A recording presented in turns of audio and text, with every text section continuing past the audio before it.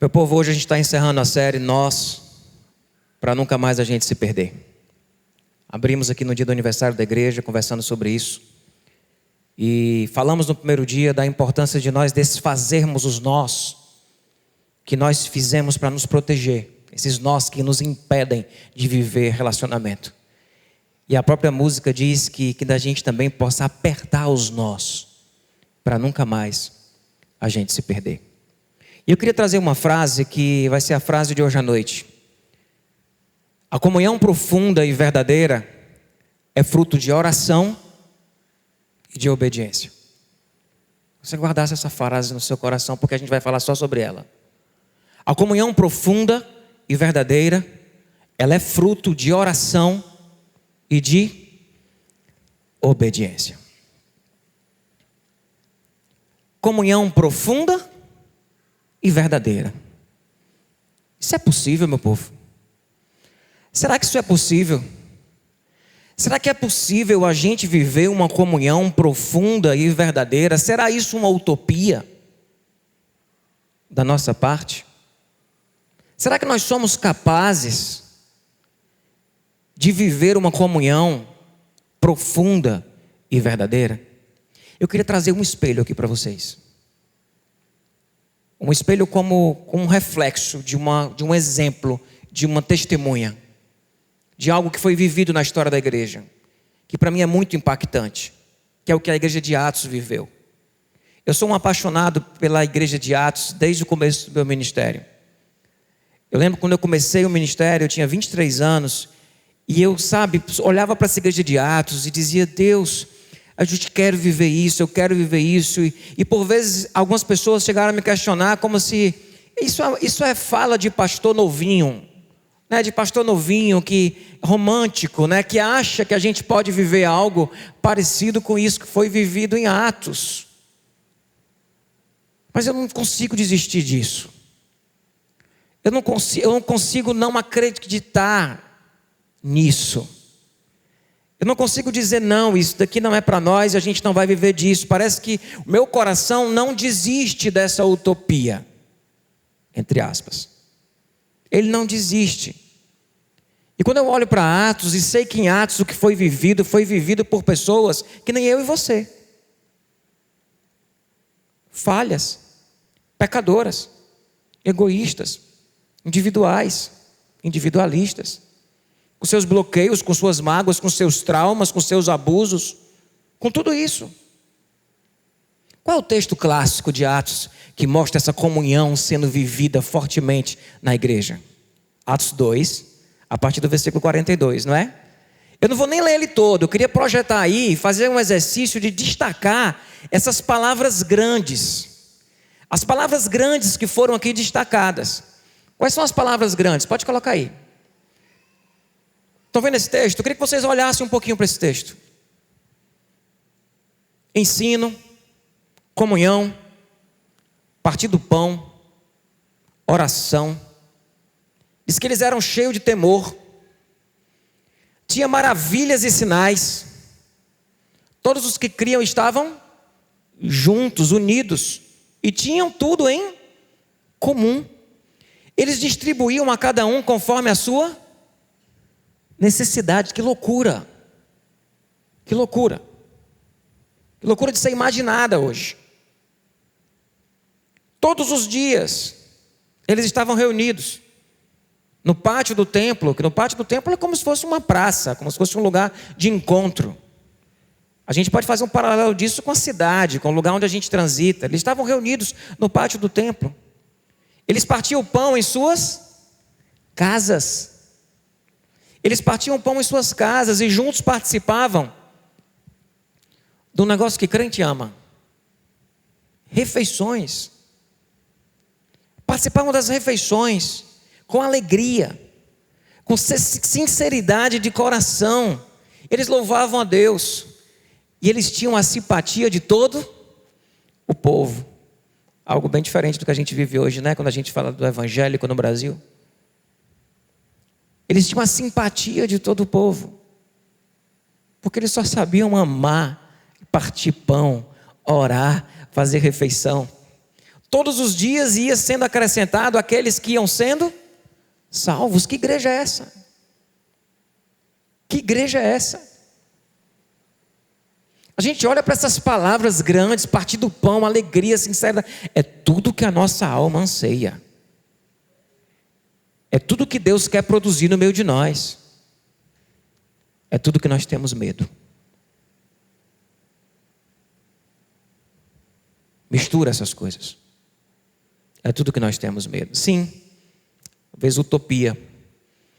A utopia não coloco ela como uma coisa negativa, porque a utopia, ela precisa existir. Toda sociedade, todo povo, todo grupo, ele precisa de uma utopia. A utopia nos move. A utopia é uma realidade ideal de sociedade, de comunidade, em que nos leva muitas vezes a produzir muitas coisas boas, mas a utopia traz implícita no conceito de que ela é algo inalcançável. Então isso aqui não é utopia, parece, mas não é, porque já foi vivido. E se já foi vivido, pode ser vivido de novo. Para mim isso é avivamento. Avivamento para mim é isso aqui. Pessoas juntas, partindo do pão, suprindo as necessidades umas das outras, lendo a palavra, orando, tendo a simpatia de todo o povo, com sinais e milagres, com sinceridade de alma e de coração, com pessoas sendo salvas todos os dias, porque aquilo era tão forte, tão impactante. Isso parece utopia, mas isso já foi vivido. E eu queria abrir um parênteses aqui. Um parênteses para tentar pensar como que isso foi tão forte naquela época. E tem duas coisas que me chamam a atenção. Primeiro é o impacto do primeiro amor. Aquela comunidade estava profundamente impactada com a realidade dos eventos. Eles estavam no pós-eventos da paixão. Jesus tinha acabado de passar na terra, de pisar, de falar com as pessoas, de curar pessoas. Eles estavam muito impactados com o primeiro amor. Muito impactados com isso, estavam movidos por essa paixão, por tudo que Jesus tinha feito, por tudo que Jesus tinha ensinado. Eles estavam muito impactados por isso. Isso para mim é um pano de fundo que tornou isso daí realidade. E nós muitas vezes passamos por um momento muito curto de primeiro amor. Por isso que a palavra fala da necessidade da gente voltar ao primeiro amor, né? Da gente voltar ao primeiro amor. A religiosidade legalista, moralista, institucional, ela vai esfriando a nossa paixão. Ela vai esfriando o nosso amor. Então parece que nós estamos frios.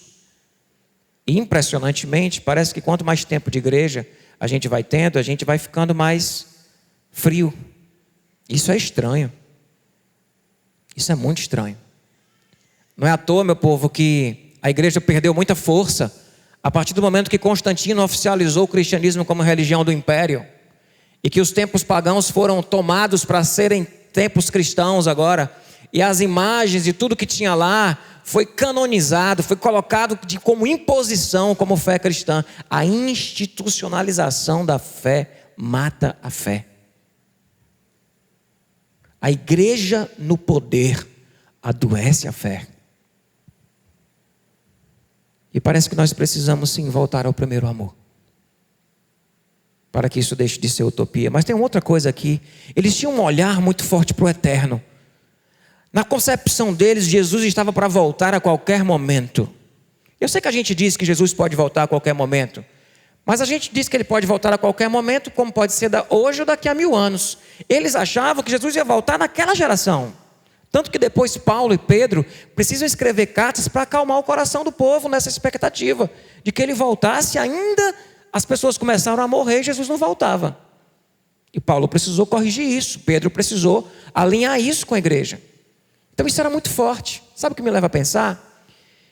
Que um olhar para essa terra mina a nossa força de viver esse avivamento. Um olhar para aquilo que é material, para aquilo que é terreno, para aquilo que é passageiro, ele enfraquece a nossa fé e o nosso senso de comunidade. Quando nós olhamos para o que é eterno, quando nós olhamos para aquilo que não acaba, para aquilo que não perece, nós conseguimos viver uma experiência de fé mais profunda. Nós conseguimos viver uma experiência de fé mais profunda. E nós estamos muito terrenos. Muito terrenos. Eu digo que nós vivemos numa sociedade do consumo, do aqui e agora, e daquilo que traz prazer e que é material. É isso que nós estamos vivendo. E cada vez mais isso vai nos adoecendo como igreja. São dois panos de fundo. Quando eu olho para essa utopia, eu digo que esse povo estava apaixonado por Jesus. Esse povo estava olhando para o céu. Por isso que eu digo que é avivamento. É céu na terra. É reino de Deus. É vontade de Deus sendo feita aqui na terra como ela é feita no céu. Só que a gente está muito ocupado só para sobreviver. A gente está muito ocupado com a nossa sobrevivência. E olhando demais para o que a gente vai viver aqui simplesmente. Isso nos dá uma realidade míope e adoece a nossa perspectiva. Adoece a nossa força de viver essa comunhão que a gente tem para viver. Então o primeiro ponto que eu queria destacar é isso. Essa comunhão profunda e verdadeira, ela é possível. Ela já foi vivida.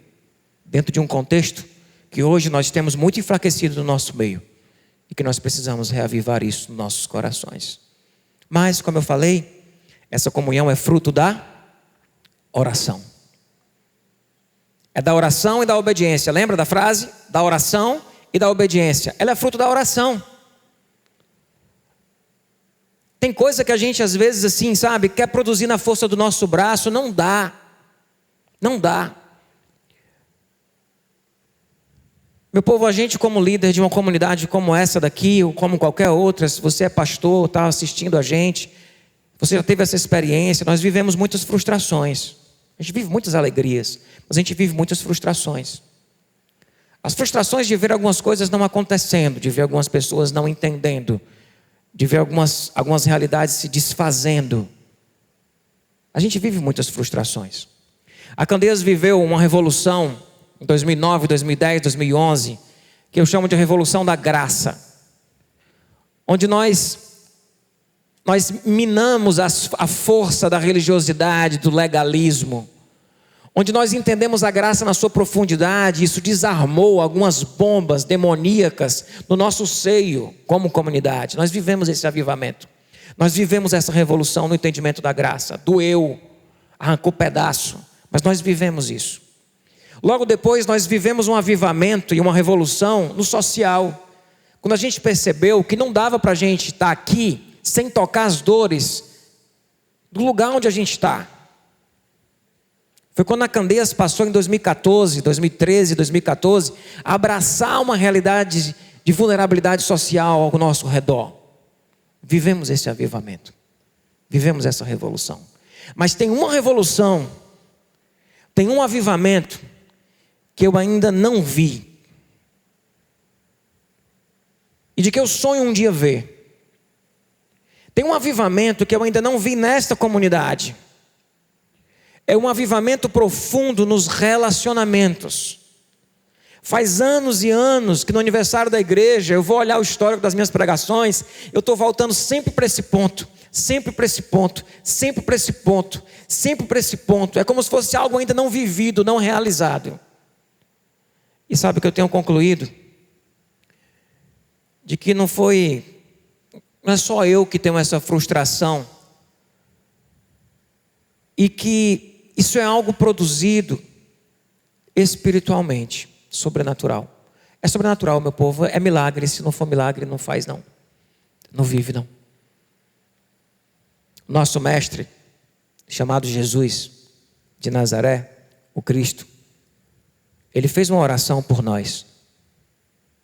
É interessante que Jesus, quando orou pela gente, ele não disse assim: Pai, eu peço por aqueles que vão crer em mim, que eles sejam prósperos, que eles construam impérios, que eles tenham redes de televisão, que eles tenham redes de rádio, que eles tenham templos enormes, lindos, que eles sejam poderosos, que eles dominem todas as nações, de que eles consigam colocar debaixo dos seus pés todos os governos e autoridades, que eles estejam presentes em todos os parlamentos do mundo. Jesus não pediu isso pela gente. Sabe o que foi que ele pediu? Lá em João 17. Minha oração não é apenas por eles, rogo também por aqueles que hão de crer em mim. Quem é estes que hão de crer em mim? Eu e você. E ele pede o quê? Para que todos sejam um. como eu sou contigo, Pai. Que todos sejam um, que sejam levados lá no final à plena unidade, para que o mundo saiba que tu me enviaste. Essa oração de Jesus se cumpriu em Atos 2. Porque eles viviam tão unidos que todos os dias o Senhor ia acrescentando aqueles que iam sendo salvos. E foi isso que Jesus pediu pela gente. Parece que Jesus está ali, sabe, perto de ir embora, olhando os discípulos brigando um com o outro, para saber quem que ia sentar à direita e quem que ia sentar à esquerda, e Jesus querendo lavar os pés dos discípulos, e eles discutindo quem que vai sentar à direita e quem que vai sentar à esquerda, o povo depois querendo tocar fogo na cidade, que não deixava, em Samaria, que não deixaram ele entrar, e parece que Jesus chega ali naquele momento e diz: Pai, eu te peço uma coisa. Acho que Jesus disse assim: eu acho que deu ruim. Eu ensinei, eu falei, mas eu não sei não. E eu te peço, Pai, não apenas por estes aqui, mas por aqueles que iam crer em mim depois, que eles sejam um. Ele torna isso uma oração. É o pedido que Jesus faz por nós. Por que será? Por causa do grande bloqueio que nós temos de viver isso. Por causa da grande batalha espiritual que há em torno disso. Por causa do grande resultado espiritual que há em torno da vivência dessa realidade e dessa utopia. É poderoso demais. É poderoso demais. Paulo também passou por isso, meu povo. Paulo passou por isso, e Paulo teve uma hora onde Paulo está escrevendo para Efésios, e ele diz lá em Efésios: por esta razão eu ajoelho-me diante do Pai, do qual recebe o nome toda a família no céu e na terra, tá? Por meio do seu Espírito. E qual é o pedido dele? Que eles sejam alicerçados em amor, e que eles possam, juntamente com todos os santos, compreender a largura, o comprimento, a altura e a profundidade do amor de Deus que está em Cristo Jesus. E conhecer este amor, compreender e conhecer. Conhecer parece que a gente conhece, mas compreender a largura, a altura, o comprimento e a profundidade do amor de Deus que está em Cristo Jesus, é algo que Paulo está dizendo assim: se eles compreenderem isso, a paixão do primeiro amor vai estar viva. E não tem outro jeito de nós vivermos o que temos para viver nesse avivamento relacional do que compreendendo o amor de Deus. Meu povo, vocês entendem que o que eu estou falando aqui é algo que tem a ver com salvação? Eu tive um momento no final do ano com os meus filhos, onde num jantar com eles, ou foi um almoço, eu não lembro, eu disse para os dois, eu repeti esse versículo aqui, eu disse para eles dois, eu disse: galerinha, eu oro para que vocês dois possam compreender a altura, a largura, o comprimento e a profundidade, e conhecer o amor de Deus que está em Cristo Jesus. Eu oro para que vocês tenham essa experiência com Deus, porque eu não me sinto capaz de produzir isso no coração de vocês. Eu não tenho como produzir essa experiência no coração de vocês. Eu não tenho como produzir este momento. Eu oro para que vocês possam ter essa experiência com Deus. E para mim é o que Paulo está fazendo. Ele está dizendo: eu oro para que vocês possam compreender o amor de Deus. Porque se vocês compreenderem o amor de Deus, de fato, compreender e conhecer, o primeiro amor vai estar forte. E a condição lá para a utopia começa a se tornar realidade. E por que eu disse que isso é questão de salvação? Porque o que foi a queda, meu povo? O que foi a queda? A queda lá no Éden, quando Adão e Eva caem e eles têm a desobediência de ter comido do fruto proibido, tem a coisa deles se cobrirem um do outro e deles se afastarem de Deus, não é isso? Se esconderem de Deus. Quando Deus passa no jardim, eles pulam para detrás dos arbustos porque eles estão com vergonha de Deus. O Wayne Jacobsen é um autor, um teólogo que escreveu Deus Me Ama. Ele diz que, além da questão da desobediência, o grande problema da queda foi também a falta de confiança no amor do pai. Porque na hora que o pai veio andar no jardim, eles não confiaram no amor desse pai e foram para detrás dos arbustos. E Jesus vem exatamente restabelecer essa confiança. Então, no momento que nós compreendemos o amor de Deus, compreender o amor de Deus é antídoto da queda. Isso vai nos conduzir necessariamente, obrigatoriamente, não apenas a nos despirmos diante de Deus, mas a nos encontrarmos verdadeiramente um com o outro. Não há salvação sem isso. Não há salvação sem isso. Isso parece estranho, né? Mas a salvação tem a ver com isso. Se eu compreendo o amor de Deus, eu me desnudo diante desse Deus. E atingido por esse amor, eu não tenho como. Eu vou me mover em direção ao meu semelhante. De uma forma diferente. Se eu não estou me movendo em relação ao meu semelhante, se eu estou fechado em relação ao meu semelhante, e esse semelhante que eu estou falando, inclui os diferentes, tá? Se eu não estou conseguindo fazer esse movimento, o que eu estou querendo fazer com você aqui é volte ao primeiro amor. Entenda quem você é em Cristo, restabeleça a sua confiança nesse amor, para que você possa se conectar com o próximo. Porque se a queda foi, eu me escondo de Deus porque não confio nesse amor e me escondo do meu próximo, a salvação é eu restabelecer a minha conexão com o Pai apesar dos meus pecados, porque agora, pelo novo e vivo caminho, nós temos a confiança, não é nisso que diz Hebreus? Nós temos a confiança de, pelo novo e vivo caminho, entrarmos no Santos dos Santos para ter intimidade e comunhão com o Pai. Com os nossos corações purificados por nossas boas ações? Não, pelo sangue de Cristo derramado naquela cruz. A salvação vai me conectar com o amor do Pai. E ela vai me conectar com o meu próximo.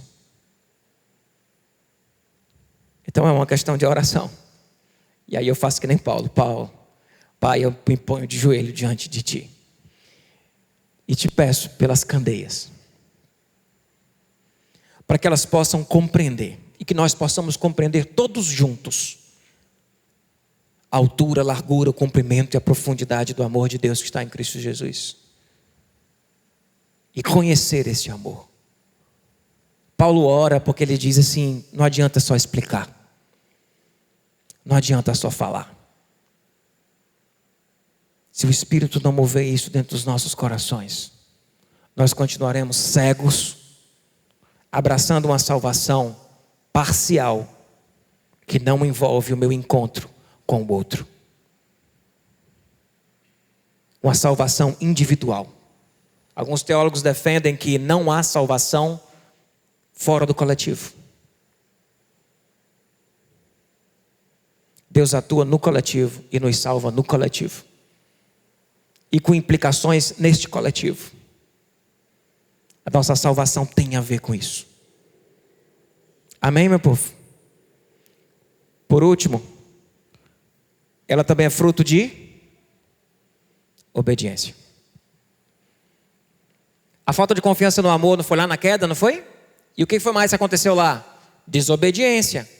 Então agora nós somos desafiados a obedecer. Pastor, mas espera aí. O senhor está dizendo que isso tem que ser com oração, que é Deus que faz. Mas é você que obedece também. E é aquele negócio que eu falei no domingo passado, do ativo passivo. É Deus que faz, mas envolve a gente. É Deus que faz, mas tem a ver com a gente. E nós somos desafiados de, compreendendo este amor, a obedecer. Olha o que Jesus disse, lá em João 14:15. Palavras de Jesus, tá, meu povo? Se vocês me amam, obedecerão os meus mandamentos.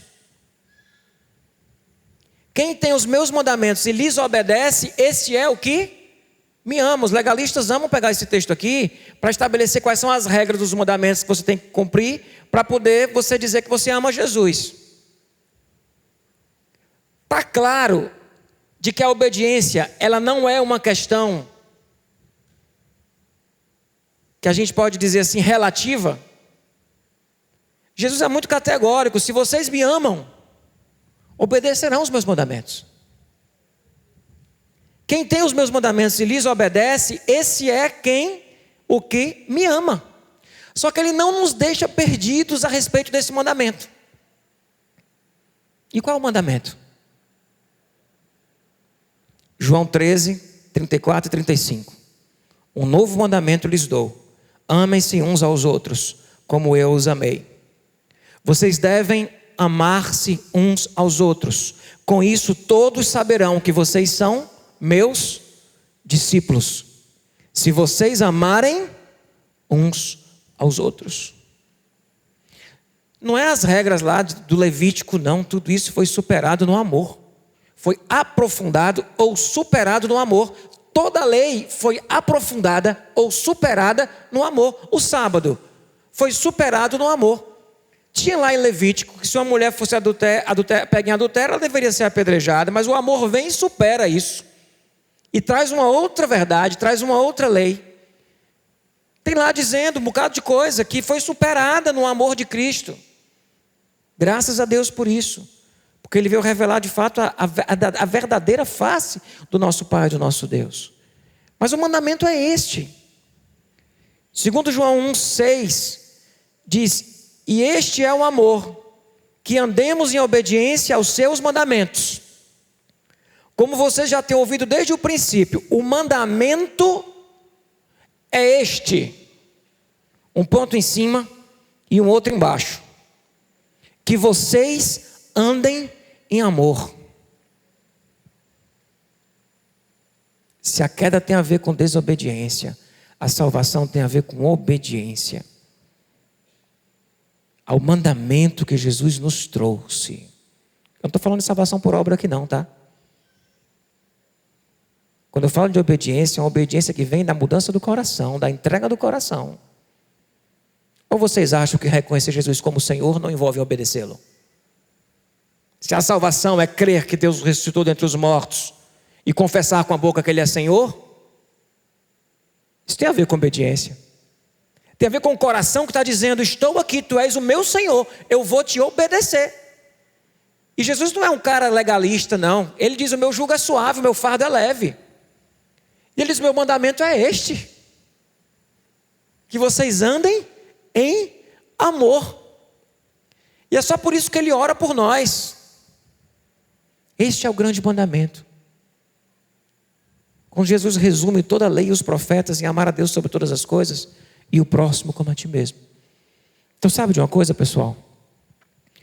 Comunhão verdadeira e profunda é questão de oração, é fruto de oração e é fruto de obediência.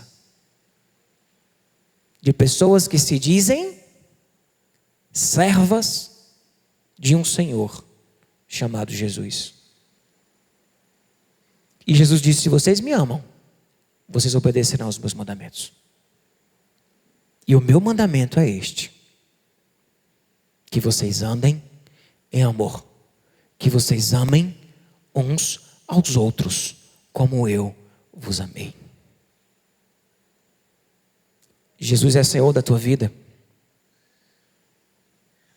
Ama. Jesus é Senhor da tua vida. Ama o próximo. Ama o teu semelhante. Vive a união que Ele orou por nós, porque Ele quer produzir isso no nosso meio. Me assusta viver isso. Mas se a nossa fé, ela não tem capacidade ou substância para assustar a gente, que fé que a gente está tendo? A fé é assustadora. E aquilo que Jesus nos propõe é assustador. Quem está pronto para obedecer? Lá em Romanos, Paulo traz uma orientação dizendo que ninguém deve dever nada a ninguém. E ele diz: não devam nada a ninguém. Aí ele diz: a não ser o amor de uns pelos outros. Então, se você é aquela pessoa que pensa assim: eu não devo nada a ninguém, já quero dizer para você que você é um endividado. Nós devemos amor uns aos outros. Nós devemos amor uns aos outros. Não devam nada a ninguém a não ser o amor. Porque nós somos devedores uns dos outros de amor. E se somos discípulos desse Jesus, seguidores desse Senhor, somos servos desse Senhor, Ele nos trouxe um mandamento. Amém. Entende, meu povo? Amém. Tem um versículo da Bíblia que eu digo que ele é o resumo de toda a Bíblia. Está lá em 1 João 3,16. Diz que nisto conhecemos o que é o amor. Jesus Cristo deu a sua vida por nós. E devemos dar a nossa vida pelos nossos irmãos. Somos irmãos. Somos irmãos em Cristo Jesus. E há uma coisa que Ele orou por nós, dizendo: Pai, eu fiz 3 anos de ministério aqui, Pai. Eles estão brigando. Eu te peço que eles sejam um, para que o mundo creia que Tu me enviaste. Porque se o meu povo não conseguir viver em unidade, em comunhão profunda, de que amor que a gente está falando? De um amor que salva um indivíduo? Que não tem relação com o coletivo? É como se Jesus dissesse: Pai, que eles sejam um. Eu oro não só por estes que estão aqui brigando, mas por aqueles que lá em 2023 vão estar reunidos, marcando churrasco, se cadastrando para grupo pequeno. Pai, produz unidade neste povo. Isso é avivamento, isso é obra do Espírito. Ao mesmo tempo Ele olha para nós e diz: me obedeçam.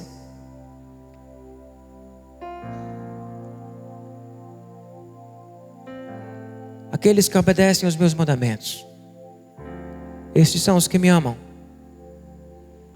E o meu mandamento é este: que nós amemos uns aos outros. E existe uma forma muito simples de você começar isso. Sabe como? Através de você, através da sua vida. Abra o seu coração. Essa música que a gente vai cantar, ela diz: a começar em mim. A começar em mim. Onde foi que nós desaprendemos a viver em comunhão? Faz dessa música a tua oração. Faz dessa música a tua entrega. E se você puder cantar, se você conhecer a letra, se você puder orar a letra, diz: a começar em mim, que haja mais amor. A começar em mim, me ensina a caminhar junto, a pedir perdão. Trabalha na minha vida. Que comece em cada um de nós. Essa palavra que eu estou trazendo aqui, eu estou trazendo para mim, como servos de Jesus, dizer: eu te obedeço, eu quero fazer a tua vontade. Começa, Pai, no meu coração essa obra de avivamento. E se nós temos algo a viver aqui, que está para muito além daquilo que nós já vivemos, se algo parecido com esta utopia de Atos 2, nós queremos viver, eu quero viver, que comece em cada um de nós. Canta essa música, ora essa música.